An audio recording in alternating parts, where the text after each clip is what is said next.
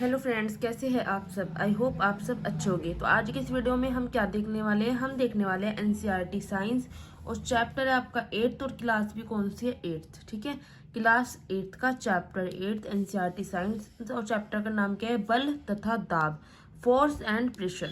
ठीक है, चलिए स्टार्ट करते हैं चैप्टर। आपको क्या करना है, आपको चैप्टर को अच्छी तरह से वीडियो में समझना है। उसके बाद आपको वीडियो को पॉज करना है और अपने नोट्स बना लेने हैं। नोट्स बहुत ज़्यादा जरूरी होते हैं। ठीक है, जो भी स्टूडेंट कॉम्पिटिटिव एग्जाम की प्रिपरेशन कर रहे हैं या यूपीएससी यूपीपीसीएस, उनके लिए एनसीईआरटी सबसे ज़्यादा जरूरी होती है। तो साइंस की एनसीईआरटी तो बताइए आपको कितनी ज़्यादा जरूरी होती है। ठीक है, एनसीईआरटी के बाद क्या पढ़ना है वो मैं आपको किसी और वीडियो में बताऊंगी। तो चलिए स्टार्ट करते हैं चैप्टर बल तथा दाब।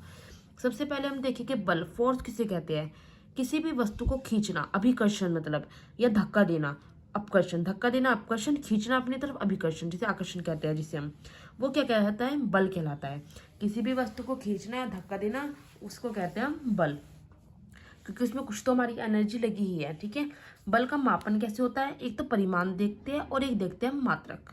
ठीक है, परिमाण जैसे मैंने कहा, बल का मापन कैसे करते हैं। बल का मात्रक सबको पता है, न्यूटन होता है, कैपिटल एन से डिनोट करते हैं। अगर मैंने कहा मैंने इस पे 10 न्यूटन का बल लगाया, तो जो न्यूटन है वो तो मात्रक है, लेकिन 10 क्या है, 10 जो है परिमाण है। ठीक है, अब देखिए ये आपकी क्या है, ये आपकी कोई वस्तु है और मैंने जैसे फोर्स लगाया है, 10 न्यूटन का लगाया है और ये 15 न्यूटन का लगाया है। ये मैंने एक ही डायरेक्शन से लगाया है, दोनों फोर्स एक ही डायरेक्शन से लगाए हैं। ठीक है, दोनों बलों की दिशा क्या है, समान है। मतलब वस्तु पर लगने वाला कुल बल दोनों बलों के योग के बराबर होता है। जब मैंने दोनों बल, कोई से भी बल समान दिशा से लगाए हो, तो दोनों का क्या होगा, दोनों का योग हो जाएगा। जैसे 10 और 15 को हम योग कर देंगे, इसको जोड़ देंगे तो कितना जाएगा, 25 न्यूटन का बल लगाया है, क्योंकि बल एक ही दिशा से लग रहा है। अगर मैं इस वाले की बात करूं, यहाँ पे एक वस्तु पे मैंने लगाया 15 न्यूटन पर लेफ्ट साइड से और 10 न्यूटन पर राइट साइड से, तो दोनों पर विपरीत दिशा से लगाए गए हैं। अब विपरीत दिशा से लगाया गया है तो क्या हो जाएगी, नेगेटिव में चले जाएगी। अतः कुल बल, नेट बल दोनों बलों के अंतर के बराबर होता है। तो 15 न्यूटन और ये 10 न्यूटन, दोनों में से दोनों को माइनस कर दे, कितना बचा है, कुल 5 न्यूटन का बल लगा है। जब बल समान दिशा से लगाया गया तो प्लस कर देगा, जब विपरीत दिशा से तो उसको माइनस करेंगे, क्योंकि उनमें अंतर देखेंगे फिर हम। अब हम देखते हैं बल के प्रभाव। बल लगाकर वस्तु को विराम अवस्था से गतिशील अवस्था में लाया जा सकता है। विराम अवस्था कि कोई ये पेंच रखा है तो रखा ही है, अब मैं इसे हिलाऊंगी तो क्या है, गतिशील अवस्था में आ गया। तो मैंने क्या लगाया, हाथों से बल लगाया। बल लगाकर वस्तु को विराम अवस्था से गतिशील अवस्था में लाया जा सकता है। बल लगाकर किसी वस्तु की चाल में भी परिवर्तन किया जा सकता है। बल लगाकर किसी वस्तु की आकृति में भी परिवर्तन किया जा सकता है। किसी वस्तु पर बल लगाकर एक से अधिक प्रभाव उत्पन्न किए जा सकते हैं। तो ये बल के प्रभाव है। अब आ जाते हैं गति की अवस्था। गति की अवस्था में बात करते हैं, चाल की चाल शून्य भी हो सकती है और शून्य नहीं भी। शून्य है तो वो विराम अवस्था में है, कोई भी वस्तु विराम अवस्था है मतलब उसकी चाल शून्य है। कोई अगर वस्तु गतिशील अवस्था में है तो उसकी चाल शून्य नहीं है। बल के प्रकार पे आते हैं। बल के प्रकार जैसे संपर्क बल आ जाता है और असंपर्क बल। संपर्क बल होता है जो संपर्क में होता है, कॉन्टैक्ट में होते हैं। वो कौन से होते हैं, वो आपके पेशीय बल और घर्षण बल आ जाएगा। ठीक है, याद रखना है, संपर्क बल में आपका पेशीय बल और घर्षण बल आता है। असंपर्क बल की बात करते हैं, नॉन कॉन्टैक्ट फोर्स। तो बल लगाने वाली वस्तु किसी अन्य वस्तु के संपर्क में ना आने पर भी बल लगाती है तो उसे कहते हैं असंपर्क बल। मतलब बल लगाने वाली वस्तु जो है अन्य वस्तु के संपर्क में न आने पर भी वो बल लगाती है तो उसको कहते हैं असंपर्क बल, मतलब इनडायरेक्ट वे में लग रहा है। जैसे चुंबकीय बल, स्थिर वैद्युत बल या गुरुत्वाकर्षण बल, ये सब क्या, ये आपके असंपर्क बल हो जाते हैं। देखिए अब बात करते हैं पेशीय बल और घर्षण बल की। सबसे पहले ये क्या आते हैं, ये आपके संपर्क बल थे दोनों। ठीक है, तो पेशीय बल क्या होता है, जंतुओं के द्वारा किसी कार्य को करने हेतु शरीर की मांसपेशियों के द्वारा लगाए जाने वाले बल को पेशीय बल कहा जाता है। जंतुओं के द्वारा किसी कार्य को करने के लिए जब शरीर बल लगाता है, शरीर में मतलब मांसपेशियां होती है, तो उनके द्वारा लगाए जाने वाले बल को पेशीय बल कहते हैं। पेशीय बल, हमारी पेशियां, हमारी मांसपेशियां जो हमारे शरीर के अंदर तो होती है। ठीक है, तो ये हमारे क्या था, संपर्क बल था।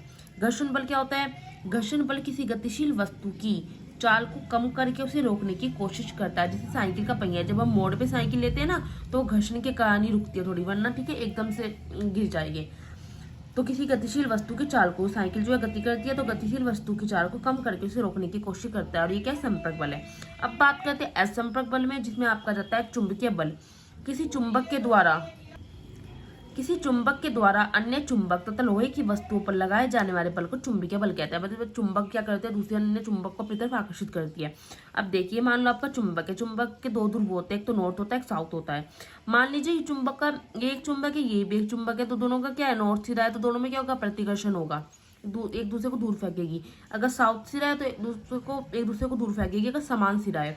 लेकिन देखिए, एक सिरा हमने नॉर्थ बाहर रख दिया, दूसरी चुंबक का हमने साउथ सिरा कर दिया, तो दोनों क्या है, अलग अलग है। ये क्या होगा, दोनों में आकर्षण होगा। ठीक है, अब बात करते हैं गुरुत्वाकर्षण बल की। तो पृथ्वी सभी वस्तुओं पर संपर्क में आए बिना बल लगा सकती है। पृथ्वी सभी वस्तुओं पर संपर्क में आए बिना बल लगा सकती है, जिसके कारण सभी वस्तुएं पृथ्वी की ओर आकर्षित होती है। यही गुरुत्वाकर्षण बल कहलाता है। जैसे अगर कोई छत से नीचे गिर जाता है, छत से गिरता है, तो वो नीचे क्यों गिरता है, ऊपर क्यों नहीं जाता, वो गुरुत्वाकर्षण बल के कारण नहीं जाता। मैं कोई सेब फेंकती हूँ छत पे खड़ी होके, तो वो नीचे ही जाता है, ऊपर नहीं जाता। तो ये क्या है, क्योंकि पृथ्वी से एक बल लगता है, वो होता है गुरुत्वाकर्षण बल। ये क्या है, आपका असंपर्क बल में आ जाता है। अब बात करते हैं स्थिर वैद्युत बल। यदि किसी आवेशित वस्तु के द्वारा किसी अन्य आवेशित या अनावेशित वस्तु पे बल लगाया जाता है, तो उसे कहते हैं स्थिर वैद्युत बल। वैद्युत की बात आ रही है तो जाहिर सी बात है, आवेश तो आएगा ही। जैसे प्लस प्लस है, समान साइन है, तो ये क्या है, समान आवेश है, एक दूसरे को प्रतिकर्षित करेगी। आकर्षित हमेशा कौन करता है, अपोजिट साइन। अपोजिट कौन करता है, अपोजिट साइन हमेशा एक दूसरे को आकर्षित करते हैं, समान आवेश। ठीक है, तो यदि किसी आवेशित वस्तु के द्वारा किसी अन्य आवेशित या अनावेशित वस्तु पे बल लगाया जाता है, तो उसे स्थिर वैद्युत बल कहते हैं। तो जाते हैं आपके कंप्लीट सारे जो आपके असंपर्क बल थे। अब बात करते हैं दाब की, प्रेशर। दाब की डेफिनेशन सिंपल सी है कि एकांक क्षेत्रफल पर लगने वाले बल को दाब कहते हैं। दाब बराबर होता है बल बटे क्षेत्रफल। यहाँ से भी निकाल सकते हो आप डेफिनेशन, अगर आपको ये फॉर्मूला याद है। एकांक क्षेत्रफल पर लगने वाले जो बल है उसको क्या कहते हैं, दाब।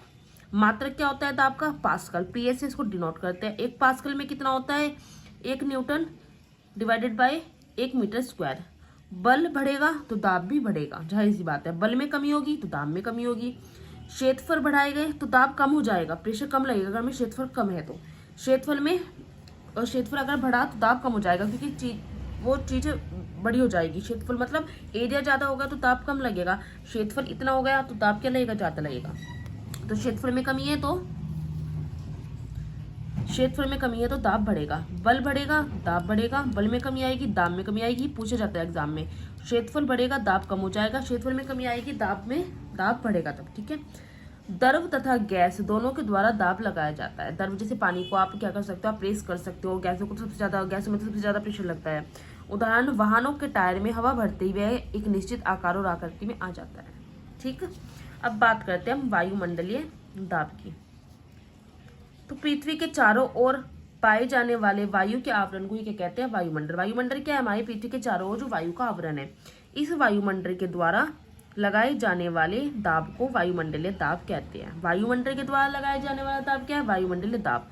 17वीं शताब्दी की बात करते हैं, ओटो वॉन गेरिक। ये क्या थे, जर्मनी के वैज्ञानिक है, ओटो वॉन गेरिक। इन्होंने क्या किया था, पंप का आविष्कार। इन्होंने बताया बर्तनों के अंदर की वायु को बाहर निकाल सकता है। ठीक है, ऐसे पंप का इन्होंने आविष्कार किया था। तो चैप्टर हो जाता है आपका कंप्लीट। मैं स्टार्टिंग से आपको नोट्स दिखा रही हूँ। आपको क्या करना है, वीडियो को पॉज करना है और अच्छे से अपने नोट्स बना लेने हैं। बिना नोट्स के क्या होता है, आप अगर लास्ट टाइम पे आप देखोगे ना तो आप पूरी बुक पढ़ोगे, काफी टाइम लग जाता है और आपको मन भी नहीं करता। तो नोट्स को एक बार नोट्स से गो थ्रू हो जाते हैं तो पता चल जाता है चैप्टर में है क्या। वीडियो अच्छी लगती है अगर आपको मेरी, तो आपको लाइक करनी है, वीडियो शेयर करनी है फ्रेंड्स के साथ जो भी कॉम्पिटेटिव एग्जाम की प्रिपरेशन करे, एनसीईआरटी पढ़ रहे हैं। ठीक है, और कमेंट्स करके मुझे जरूर बताना है, इससे मुझे मोटिवेशन मिलता है और थोड़ा चैनल पे अगर व्यूज़ या कमेंट ज़्यादा है तो अच्छा लगता है और फिर आगे वीडियो बनाने का भी मन करता है। ठीक है, चलिए अब मिलेंगे हम अपनी नेक्स्ट वीडियो में। थोड़ा लेट वीडियो डल रही थी क्योंकि थोड़ा सा क्या है, व्यूज़ नहीं आते जब, तो थोड़ा सा मन नहीं करता फिर वीडियोज़ बनाने का। फिर मैं सोचती हूँ रहने ही देती हूँ।